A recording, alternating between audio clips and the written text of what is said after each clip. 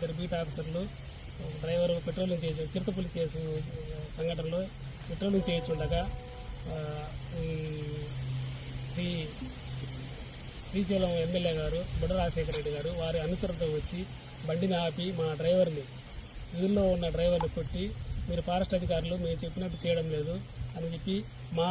vehicle వాళ్ళు స్వాధీనపరచుకొని ప్రయాణ MLA గారే వెహికల్ నడుపుతూ మా వారిని కిడ్నాప్ చేసి మొత్తాన్ని బండిలో ఎక్కించుకొని వాళ్ళ అనుచరులతోటి సుమారు 30 మంది అనుచరులతో కలిసి శ్రీశైలం మొత్తం తిప్పుతూ కొట్టుకుంటూ రాత్రంతా సుమారు 2 గంటల వరకు కొట్టి మరియు గెస్ట్ హౌస్లో వారిని బంధించి వారి అనుచరులతో ఎమ్మెల్యే గారి సమక్షంలో కొట్టమని చెప్పి ప్రోత్సహించి నానా దుర్భాషలాడి